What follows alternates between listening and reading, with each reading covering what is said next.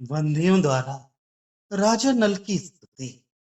देवों को प्रसन्न कर दमयंती के वरण करने तथा नल दमयंती के लिए वर देकर उन चारों देवों के स्वर्गलोक को जाने के लिए तत्पर होने के बाद निषद राज नल भी बंदी जनों के लिए स्ववरण जन्य हर्ष के उपलक्ष्य में बहुत धनों की वृष्टि करते दान देते हुए तद दमयंती के गुण कीर्तन करने वाले बंदी जनों को अधिक दान देते हुए अपने शिविर को गए।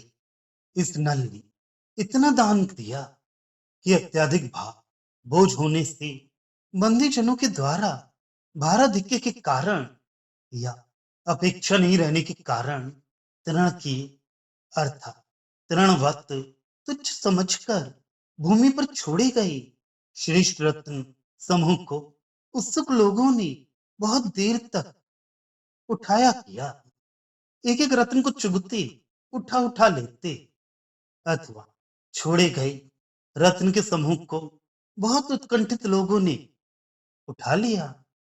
नल ने चार भाट आदि बंदी जनों के लिए इतने अधिक रत्नों को दिया कि वे सब अधिक भोज या इच्छा पूर्ति हो जाने के कारण उत्कंठित होकर अन्न के दानों के समान बहुत देर तक चुगते रहे। सभा अनेक देशों से आए हुए राजाओं से भरी हुई स्वयंवर सभा में स्त्री दमयंती के साथ से इस नल को लज्जा नहीं आती। अर्थात सभा में स्त्री के संबंध से नल को लज्जा आना उचित है, परंतु वैसा न होने से यह निर्लज्ज है। और अत्यंत सुंदर आदमी कहाँ सुखी होता है, अर्थात कहीं भी सुखी नहीं होता।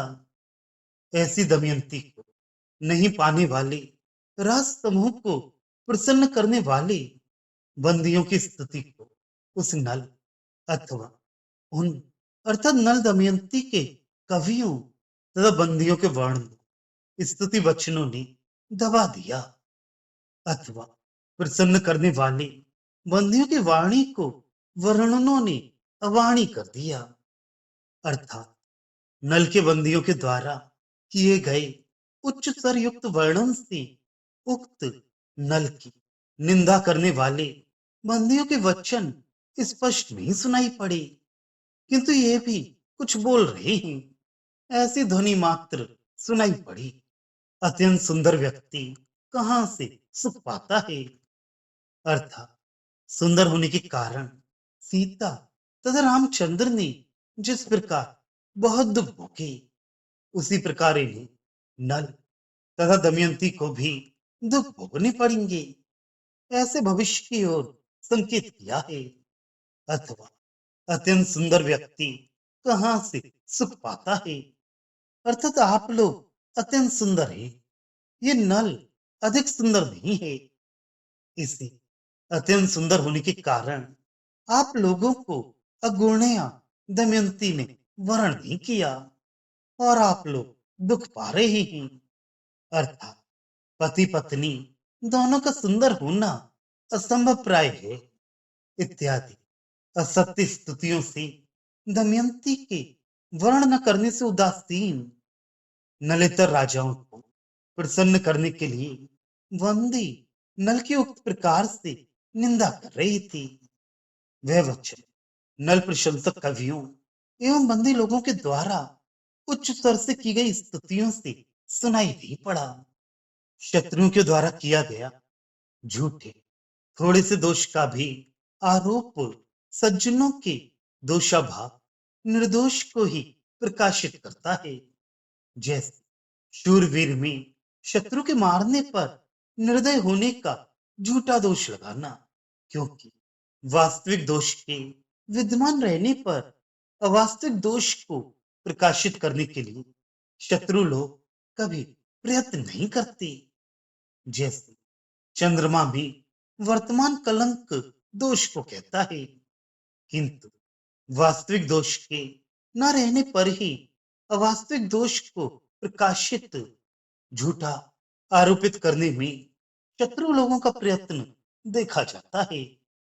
अतः नल में उक्त दोष न रहने पर भी विपक्षियों की बंदियों द्वारा किया गया दोष प्रकाशन नल का अदोषी भाव ही प्रकट करता है। अथवा सत्य पर ब्रह्म स्वरूप भगवान रामचंद्र में दूषण नामक राक्षस द्वारा किया गया अप्रिय उद्योग जिस प्रकार अकिंचित कर हुआ, उसी प्रकार विपक्ष बंदियों द्वारा किया गया नल या नल और दमयंती दोनों के विषय में असत्य आक्षेप रूप अप्रिय वचन अकिंचित कर ही हुआ। अथवा अग्नि परीक्षा आदि के द्वारा सुपरीक्षित सीता के संबंध को लेकर भगवान रामचंद्र के विषय में किए गए असत्य दोष कथन ने जिस प्रकार प्रजा रंजन आदि गुण को प्रकाशित किया, उसी प्रकार दमयंती के संबंध को लेकर नल के विषय में किया गया असत्य दोषारोप नल के गुण प्रकाशन के लिए ही हुआ।